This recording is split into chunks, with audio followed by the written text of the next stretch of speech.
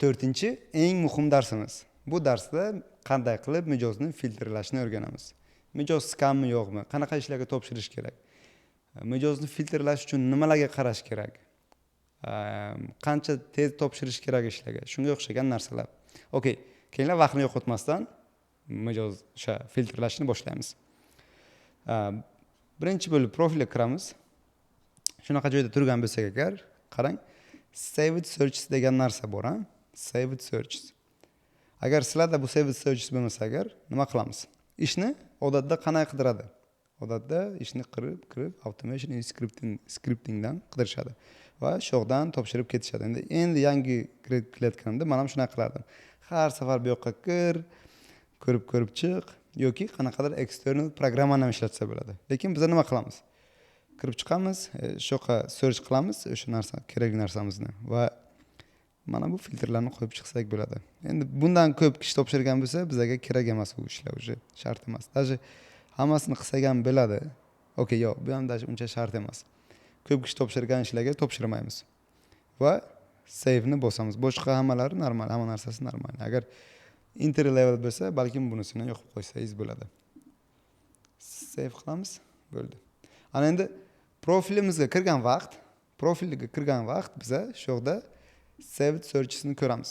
Masalan, telefondan kiramizmi, brauzerdami, har doim mana shu Save Searches'lar turadi. Endi bizning feed degan joyimiz bor. Feedda shularga qarab yaqinda turgan ishlarni ko'rib o'tirsak bo'ladi. O'sha mana shu Save Searches'larga qarab, masalan, mana qarang, mana shu Save Searches'larga qarab yaqinga bo'lgan ishlarni qidirib tursak bo'ladi. Yoki bundan ham yaxshirog'i Mouse Listen'ga kirsak, o'sha biza poyist bergan narsalarga qarab, Save Search'larimizga qarab, o'zi chiqarib beraveradi. Balkim ko'p kishi o'ylaydi, okey, yo'q, bu shunchaki listenni ko'rsatadi, profilingizga qarab, yo'q, baribir o'sha nimalar bularni ham hisobga oladi. Masalan, bularni отдельно ko'rsangiz ham bo'ladi. Bu haqida bitta programma ham bor. O'sha Valna degan programma bor. O'sha Valnani ham linkini qoldirib ketaman, o'shani ham ko'rsangiz bo'ladi. Va biz hech qachon ishni kirib, jobsdan qidirib o'tirmaymiz. Save Search'dan taxlab qo'yamiz yoki o'sha Valna programmani ishlatamiz va o'sha yerdan ishlarni qidirib, o'sha yerdan topshirib ketaveramiz. Ana endi eng birinchi qaraydigan narsamiz qanaqa mijozlarga topshiramiz. Bu o'sha 1 soat yoki 1 minut 2 minutdan to 1 soat 2 soatgacha. Endi men o'zim shunday topshiraman, lekin sizlarga tavsiya beraman.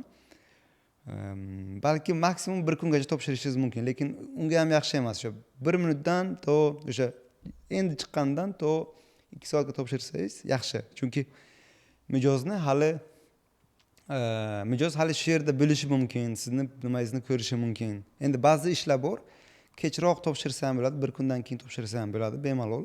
Ular уже bitta intervyu qilib oladi. 10 kishini bilan intervyu qiladi, bittasini oladi. Bemalol unaqa ishlarga 1 kunga ham topshirsangiz bo'ladi. Endi unaqa ishlarda topshirganda o'zi cover letter ham boshqacha yoziladi. Video zapis qilib yuborsangiz bo'ladi cover lettersda va shunga o'xshagan narsalar. Endi birinchi filtr qo'yadigan narsamiz bu bizning o'sha necha minut bo'ldi topshirganiga, ish chiqqaniga necha minut bo'ldi, shunga qaraymiz. Va yana qaraydigan ishlarimiz bu to'g'ri yangi klientmi, eski klientiga qaraymiz, lekin uncha emas. Endi kirgan, verifikatsiya bo'lmagan ishlarga ham topshirsak bo'ladi. Nima uchun? Aynan bu ishlarga topshirsa bo'ladi. Chunki ba'zilar aytadi, "Okey, bunaqa klientlar bilan ishlamayman, bunaqa, ular pul to'lamaydi, Upwork kirmagan odamlar, Upworkdan xabar yo'q odamlar shunaqa gapiradi." Lekin Upworkda yangi kirgan klientlar ham ish berishi mumkin. Men o'zim yaqinda o'sha ishlab turgan proyektim 6000 yoki 7000 dan ortiq ishladim o'sha yilning boshidan beri. Yangi kirgan edi Upworkga borku. Ular bitta yoki yarimta ish olgan bo'ldi. Ishchi bergan bo'ldi. Ular ko'p pul ham yo'qotmagan yangi klient. Va hozir juda katta klientimga aylandi. Bu degani Upworkga yangi kirgan klientlarga ham e'tibor berish kerak. Imенно siz ham yangi kirgan, yangi klientga ham siz ham e'tibor berishingiz kerak. Faqat u skammasligini qayerdan bilsak bo'ladi? O'shani aniqlab olishimiz kerak. Yangi kirgan klientlarga topshirmoqchi bo'lsak. Masalan, bu yoqda yozgan narsasi juda ham juda ham oson bo'ladi. Yozgan narsasi juda ham oson, hamma qilib biladigan narsa bo'ladi va beradigan puli juda katta bo'ladi. Va agar siz u ishga topshirsangiz, sizga Telegramga chiq, WhatsAppga chiq, yo'q bu yoq deb ishlarni nima qilib tavsiya etadi. Agar yangi klient bo'lsa, yangi klientni oldingiz, yozdingiz, yangi klient sizga yozdi, xavotir olmang. Agar kontrakt tuzdingizmi, Upwork o'sha pulingiz haqida o'zi qayg'uradi. Escrowga pulingizni olib qo'yadi o'sha. Upwork o'zi pulni ushlab turadi, keyin ishni bo'ldingizki sizga pulni beradi. Eng muhimi ishni vaqtida to'g'ri bajarib bersangiz bo'ldi. Yangi klientlar bilan ham ishlash kerak, обязательно. Indiyadan bo'ladimi, boshqa joydan bo'ladimi, farqi yo'q. Masalan, hozir o'sha katta klientim endi Amerikadan bo'lsa ham, lekin ular hammasi indiyalik. O'sha 10 kishi komandada bo'lsak, 9 kishi indiyalik. O'sha CEOsidan CTO'largacha endi Amerika ketib qolgan. Men aytmoqchiman, Indiyadan ham zo'r ishlar keladi. Farqi yo'q. Qanaqa davlat bo'lsa ham topshiraveramiz. Okay. Yana qaraydigan ishimiz bu intermediate, entry levellarga qaraymiz. Expertga ham qarasak bo'ladi, agar o'zimiz ekspert bo'lsak, o'shanaqa ishlarga ham topshirsak bo'ladi. Farqi yo'q. Faqat to'g'ri cover letter yozish kerak. Barvaqt to'g'ri cover letter yozish kerak. U haqida kelasi videoda ko'rib chiqamiz. Narxiga qaraymiz, okay. Yomon emas, aytayotgan proyektiga narxi yomon emas. Qanaqadir crypto payment processor our website detail will be okay. Balkim kamroq to'layotgan bo'lishi mumkin, lekin birinchi ish uchun yomon emas. Phone number verified, endi payment verified bo'lmasa ham ish kontrakt qilishdan oldin baribir bular paymentni verified qilmasdan turib kontraktni tuza olmaydi. Chunki Upwork aytganimdek hammasini o'zini boshiga oladi. Keyin qaraymiz, qachondan beri bu nimaga kirgan. Endi yangi ishlarga ko'proq boshida maslahat berardim topshirmaslikka, lekin hozir topshiraveramiz. Faqat higher rate'iga qaraymiz. Agar bu yaqinda ishga nima qilgan, yaqinga ish ochgan va 10 ta ishchi, 10 ta job post ochgan va higher rate 0 yoki 10% turgan bo'lsa agar, unga topshirib o'tirmaymiz. Shu higher rate'ga ham обязательно qaraymiz. Davlatiga uncha qaramaymiz. E'tibor berish mumkin, lekin boshida e'tibor bermanglar. Boshida shu iloji boricha shu yaxshi klientlar, shu klient topishga harakat qilinglar boshida. Okay, keling yana boshqa ishni ko'ramiz. Tak, ana bu ham unverified qanaqadir yangi mijoz. Build custom dynamic new social feed to personal website. Embed on person. Okay. Shunchaki qanaqadir news feed qo'shish kerak uni veb-saytiga ekan. Вроде бы detailed qilib bergan, scam emas bu ham. Detailed oddiy narsalarni so'ragan.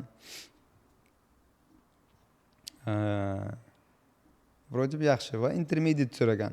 Bu featured job bo'lgani uchun, bu yangi bo'lsa ham bu klient yaxshi nimani olish uchun Upwork'ga to'lagan. Bu klientni обязательно olib ishlash kerak featured bo'lgani uchun. Chunki bunga bu 2000-yildan beri ochgan bo'lsa ham hali endi birinchi marta job post qilayotgan ekan. Menimcha bu freelancer bo'lgani uchun endi hozir agentstvaga o'tganmi, bilmadim. Bitta job rate post qilgan, bitta job post qilgan va high rate 0. Bu normalni degani. Bu ham yaxshi. Bu klient ham yaxshi. Narxi haqida yozmagan, menimcha bu soatlik to'laydi. Tak, bu soatlik to'laydi. O'zingizni narxingizni yozasiz bunga menimcha. Da, shunday. O'zingiz narxingizni yozasiz. Keyin oxiriga yana qaraymiz. Masalan, ana shu profilni detailed apply'ni bossak agar yana nimaga qaraymiz? Tak. Okay. Qani qaraymiz, kim necha kishi topshirdi bu ishga o'zi? Shunisiga ham e'tibor beramiz. Agar nechidir soat qo'yganiga nechidir soat bo'lgan bo'lsa, masalan, va mana bu bir 50 kishiday bo'lib ketgan bo'lsa, 50 plus turgan bo'lsa agar u ishga topshirib o'tirmaymiz. Masalan, best matchesga kirsak, masalan, har doim eski ishlar bor bu yoqda. Eski qanaqadir ishni topamiz. Ana 25 dan 50 plus ishlar bor. Yana qaranglar, bironta ish 50 plus yo'q nimagadir bu yoqda. Bunga bitta sabab. Bugun yakshanba. Yakshanba bo'lgani uchun ko'p freelancer va agentstvalar ishlamaydi va eng zo'r kun ish qidirish uchun. Menimcha men ham ish qidirishni shu boshlagan vaqtim yakshanba kuni ko'proq vaqt yo'qotaman. Yakshanba kuni menimcha 10 ta 20 ta nima yo'q kishiga topshirishim mumkin. 10 ta 15 ta 20 kishiga topshirishim mumkin ishga. Chunki yakshanba kunida ko'p kishi ishlamaydi va возможность bo'ladi sizga ishlashga. Bu haqida boshqa videoga aytib ketganman. Yana ko'rsangiz bo'ladi.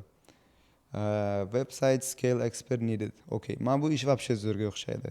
Qachondan beri nima qilgan? 1 soatdan soatiga $30 beradi. Endi bu уже opiti bor odamlar uchun. Lekin opiti bor qaysi ma'noda? O'sha o'zini sohasida opiti yaxshi odamlar uchun.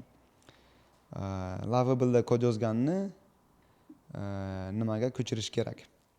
Oddiy veb-saytga ko'chirish kerak. O'zingiz qaytib yozishingiz kerak hammasini. Va hozir yana bitta proyektim imенно mana shunaqa. Lovable da yozgan narsani boshqa joyga ko'chiryapman. Dasturchilar ko'rayotgan bo'lsa agar Lovable ni kirib bir ko'rib chiqing va o'zingizning descriptioningizda shuni yozib qoldiring. Bu klient ham ajoyib ko'p kishi bilan ishlagan. Hire rate ham yaxshi. Masalan, agar qachondan beri nima qilayotgan bo'lsa, hire rate'ga qaraymiz. 63% ishga olayotgan hammani. Va o'rtacha shu $20 to'lar ekan. Agar siz o'rtacha $50 xohlayotgan bo'lsangiz agar, menimcha shunaqa ishlarga topshirish, okey, o'rtacha $100 olayotgan bo'lsangiz agar, misol tariqasida aytsam, shunaqa ishlarga topshirish menimcha sizni bu katta ehtimol bilan ishga olmasligi mumkin. Yoki o'zini reytiga qarasak ham, bu o'zi 15 dan 35 gacha to'lashga tayyor. Shuni o'rtasiga topshirsangiz bo'ladi. Masalan, $30, $20, $10. Okey, $10 topshirish shart emas. Shu 15 mi 15 oxirgisi topshiravering. Keyin mijozga qaraymiz. Qani mijozni feedbacklari qanaqa? Bundan oldin mijozga odamlar yaxshi feedback qo'yganmi? Masalan, ana bunga qaraymiz. Okey, revyulari yaxshi. 2 kishi review qo'ygan, ikkalasi ham yaxshi. Agar mana shu 0 ga tushib, 3 ga tushib, 2 ga tushib qolgan bo'lsa, birgala odam bunga yomon review qo'yayotgan bo'lsa, katta ehtimol bilan bu klient bilan ishlash tavsiya bermayman. Umuman olganda shu sanab chiqqanlarim eng o'sha hozir nima qilib ketsa agar, birinchi yangi ishlarga topshiramiz, kam odam topshirgan ishlarga topshiramiz va o'zimiz qilib biladigan ishlarga topshiramiz. Mijozga qaraymiz, qani mijozni hire rate qanaqa, o'sha mijozni filtr qilib ko'ramiz. Agar hire rate 20%, 10% bo'lsa, 10 ta ish qo'ygan, 2 ta ishga faqat hire qilgan bo'lsa, u mijozga topshirib ham o'tirmaymiz. Bu 5-inchisi. Hozircha shular. Agar yana biror nima esimga kelib qolsa agar, menimcha kollarimiz vaqtida yozib o'taman. O'sha siz YouTubedan kelayotgan bo'lsangiz, guruhimizga qo'shiling. Haftalik kollarni boshlaganman. Shu kun bittasini qildik. Balkim bu hafta kelayotgan hafta yana bitta kol qilamiz. Da. Okey. Yana nimalar aytish mumkin? Bo'ldi, shular menimcha. Okey, shu qisqacha mijozni mana shunday filtr qilsangiz bo'ladi. Kelasi videoda qanaqa qilib cover letter yozishni o'rganamiz. Unisidan keyin menimcha ishlarga asosda topshirishni boshlaymiz. Okey? Aloqada bo'linglar. Kelasi videoda ko'rishguncha